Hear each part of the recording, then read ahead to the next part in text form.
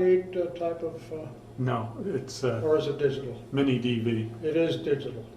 Yeah. Yeah. Today is the 26th of August, 2010. We are at the Terrace at Beverwick in Slingerlands, New York. My name is Wayne Clark. I'm with the New York State Military Museum in Saratoga Springs, New York. Sir, for the record, would you please state your full name and date and place of birth, please? Robert D. Stone, May 17, 1922, And where were you born? Cleveland, Ohio. Did you attend school in Cleveland? No, we came to New York when I was just a kid, 5 years old. Mm-hmm. And whereabouts did you settle? Binghamton. And did you attend school in Binghamton? Yep, all through secondary school in Binghamton. Mm-hmm. What year did you graduate from high school? 1940. And at that point, did you go on to college or did you go to work? I went to college at Hamilton College in Clinton, New York. Do you remember where you were when you heard about the attack on Pearl Harbor? I do indeed. I was sitting in the fraternity house of the fraternity I belonged to in college. It was a Sunday, and we had a radio on, and got the news that way. Did you find that life changed for you at that point? Well, one's outlook, I suppose, changed a bit. The way of living for me continued for a few months after that. I continued as a civilian student at Hamilton. I did enlist in the Army Air Force in the summer of 1942. Now, why did you pick the Air Force? I had hoped for flight training. Took the physical, an eye problem got in the way of that. But meanwhile, I was advised by a member of the faculty that Hamilton was to have a pre-meteorology program run by the Air Force. And the faculty member recommended that I apply for it, seemed to feel that I might be able to handle that. So I did, and was accepted, and went through that program. How long was that program? 10 months. It was at Hamilton, which was, of course, kind of nice. Now, at the end of that program, were you commissioned as an officer? No, what happened was that on what was in effect the last day of the program, the detachment commander called us all together, those of us who were still there, and told us what a great job we'd done and how proud he was of us, and then told us that actually the Air Force didn't need quite so many meteorologists anymore. What they needed was other things. He said you can have anything you want, but the fact was we all ended up in the infantry. Oh, Kicking and screaming, needless to say. Where did they send you at that point? Camp Shelby, Mississippi. And you went through like an infantry basic there, or? I went through what actually was a very good infantry training. It was from February of 1945 until November. So it was a good, solid divisional training with an experienced cadre. It was as good infantry training as one could hope to have. And you were sent overseas. The division went overseas as a division. Now, you said 45, I think. Do you mean 44, or did you go over in 45? 40, we went over in, no, November 44, I misspoke. Okay. November of 44, yeah. As a division to England. Did you go in a convoy or single? Yes, yes. Okay. On a ship named, believe it or not, the Santa Maria. Most of us thought it was probably the original. Did you get seasick at all? No, I didn't. No, I found a deck house over that the galley stack ran through, and I spent most of my time there with my back to the nice warm galley stack. And so you landed in England? Yeah. We're transferred to a training center in southern England, near Salisbury, with the idea that the division would be committed in Europe when the time came. Mhm. Um, we were there for a few weeks. On Christmas Day of 1944, the entire division was told to fall out, as we said in those days, with full field pack and rifles and the whole thing. And the net result of that was that all of the sergeants, all the buck sergeants, Mhm. of which I was one at the time, and about half the privates and PFCs were told to take one step forward and get in them trucks. And we got in them trucks and went to Weymouth, got on a landing craft, crossed the channel, landed at Le Havre, Mhm. and then made our way across Europe. Okay. So you went from Le Havre into Germany?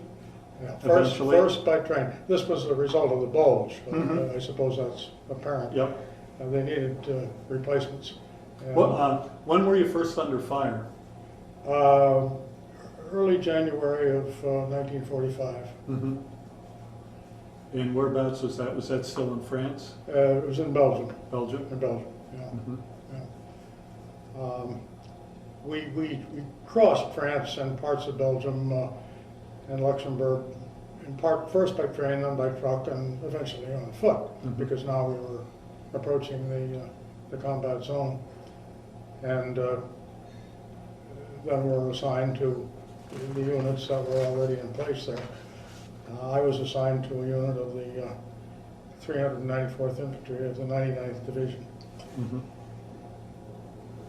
And what about your equipment?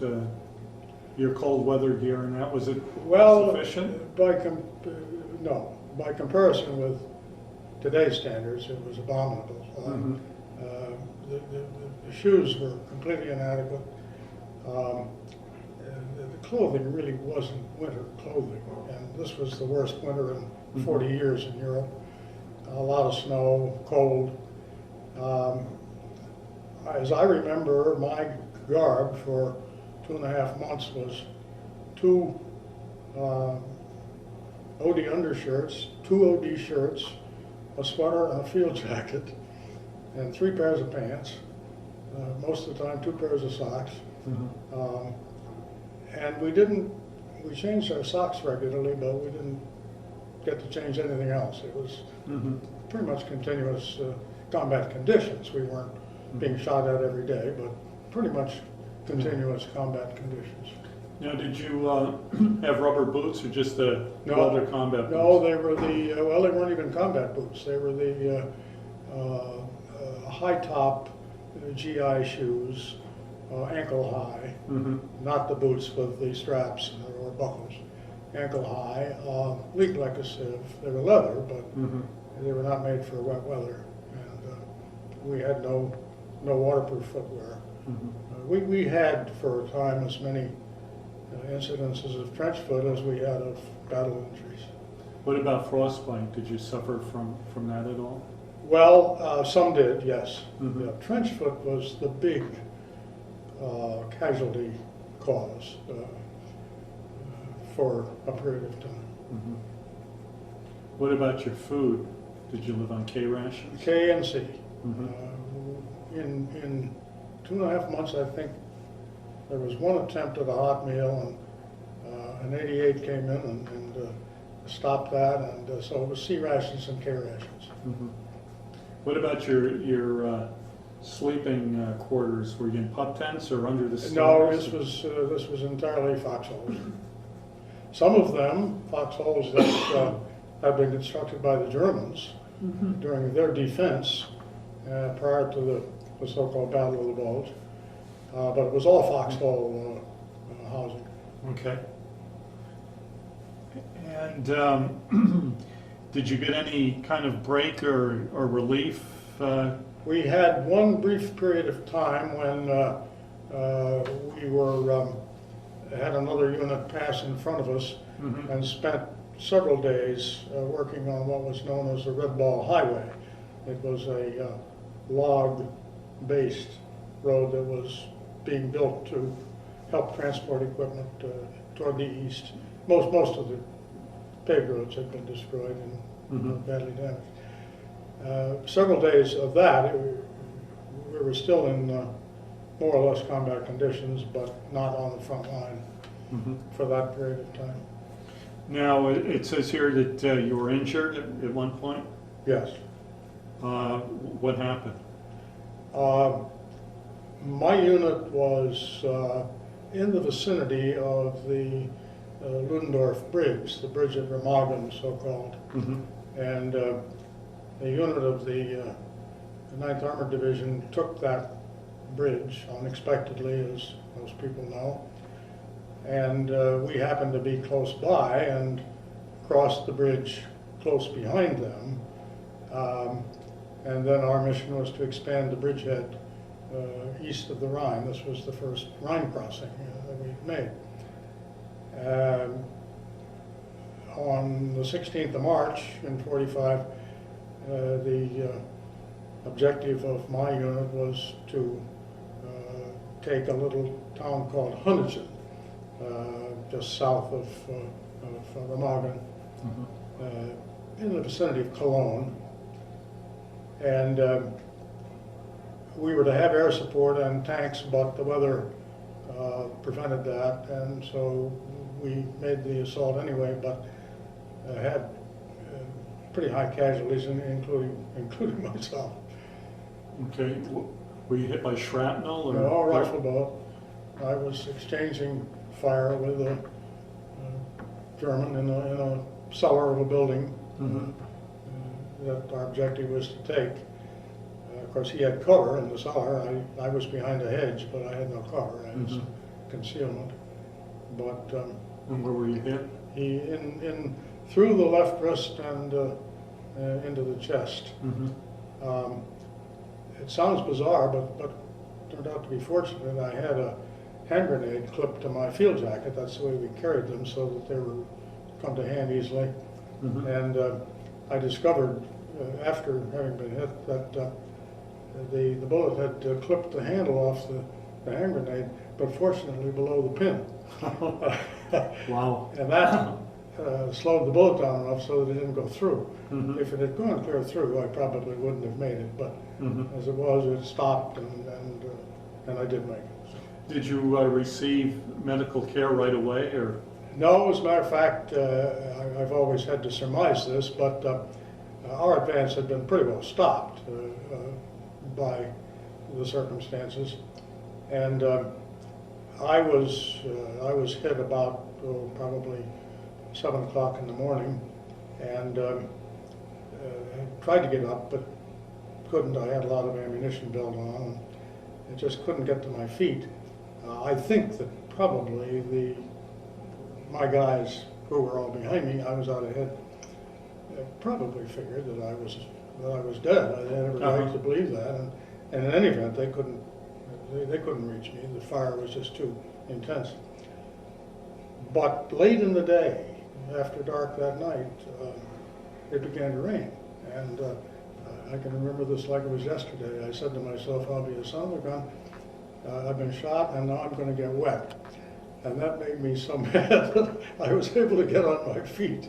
It gave me a surge of adrenaline, and I managed to get on my feet and get back. And I was challenged, of course. Didn't know the password, but they recognized my voice, and from then on, I was in good hands. So you were shipped to a hospital, a field hospital, or? There was a field hospital in Remagen. It had been a Catholic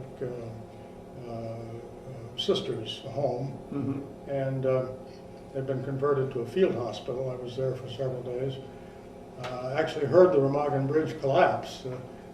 The Germans kept after it, but we weren't using it. We had pontoon bridges across the river, but I heard it go.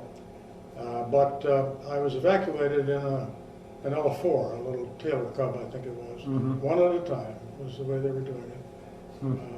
Flew back to a field in Belgium, and then to England, and then I was in hospital in England until July of 45.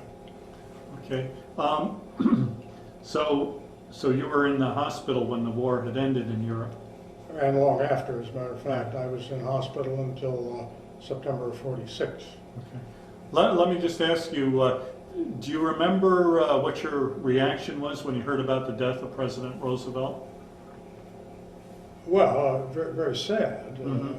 Yes, very sad. I guess that sums it up. Mm-hmm. And what was it like when you heard that the war in Europe ended? Was there celebration there at the hospital? Well, I was in hospital at the time. There was a celebration. The hospital administration passed out 50 cc's of medicinal bourbon to all the patients. I happened to have a 4-ounce bottle of bourbon that my father-in-law had sent me, a medicine bottle. Oh, you were married at the time? No, not then. Not Oh, then, I see. not then. Okay. My father-in-law to be, Okay. I should say. And so I had the 50 cc's that they passed out plus 4 ounces. Uh-huh. And after about an hour of that, my buddies were all saying, "Boy, that Stone sure can't hold his liquor." So we did have a celebration. Uh-huh. Now, did you get to see any USO shows at all when you were in the hospital? Or No, our time in England was relatively short, and we spent most of it training, continuing our training. We did have the world champion ping pong player, and there's a quick, cute story there. He had a companion against whom he played. He always beat him, but at least it was a game. Yeah. But his companion was ill, and he asked for a volunteer, and one of my friends volunteered. Needless to say, the score got to 21-0, at which point the world champion did a serve that nobody in the world could have returned, smashed it, and my colleague laid his paddle down very quietly and looked at him and said, "What's the matter, are you getting mad?"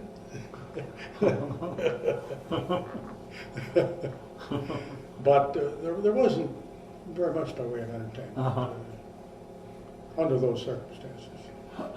So you were in the hospital till 1946? Yeah, about 15 months altogether.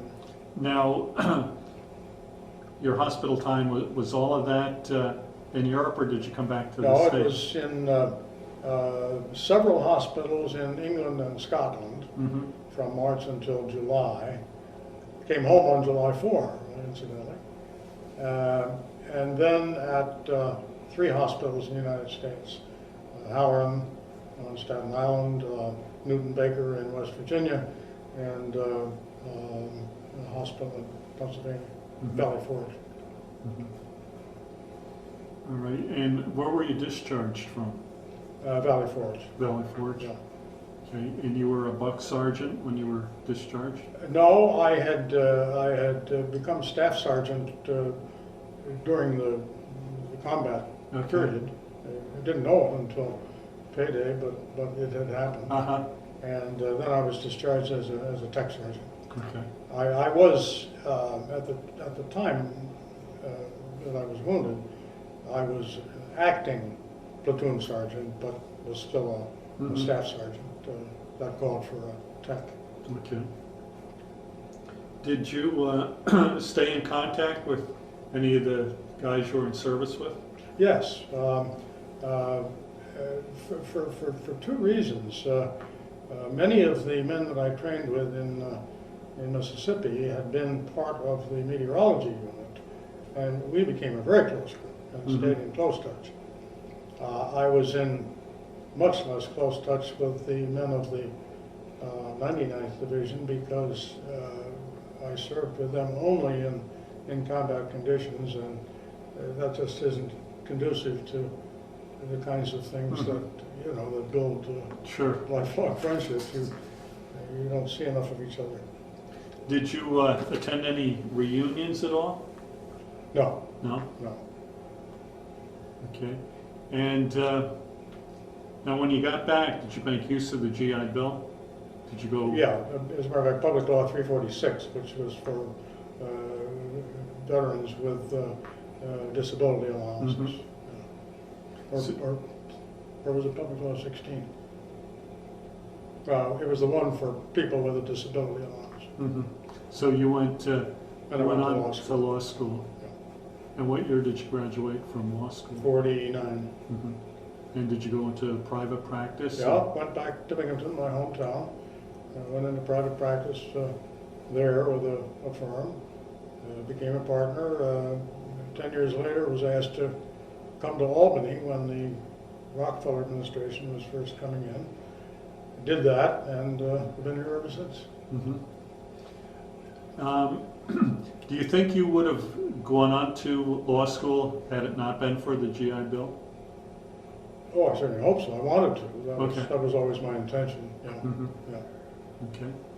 And how do you think your time in the service changed or affected your life? Well, I would say certainly in this way. My feeling has always been, in retrospect, that it was, for me, a miracle that I survived. Mm-hmm. It was just very fortunate. And that gave me a sense, in which I still have, that every day since then has been a bonus. So it certainly changed my life in that respect. I probably wouldn't feel that way otherwise, but I do. It also it taught me far more than I would have learned any other way about human nature. Mm-hmm. I could talk about that for an hour, but it did. Mm-hmm. It did. All to the good. Mm-hmm. All to the good. Things that it's good to know. Mm-hmm. But it may take that kind of experience to learn. Mm-hmm. And you got married after the war? Yeah, yeah, Okay. yeah. Got married in December '45, as a matter of fact, before I was discharged. Uh-huh. I was able to be in and out of the hospital. They'd do an operation, and then I'd have a furlough, and then they'd do an operation, and I'd have a furlough. That was sort of Uh-huh. the routine. And during one of those furloughs, we got married. Mm-hmm. Any children or Yeah, grandchildren? three daughters,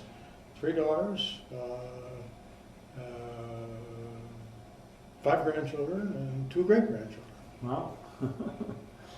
Is there anything else you'd like to touch on that maybe we missed? Or? Your questioning has been superb. I don't think of anything else. All right, well, thank you so much for your interview. Well, it's been a very interesting experience. Thank you.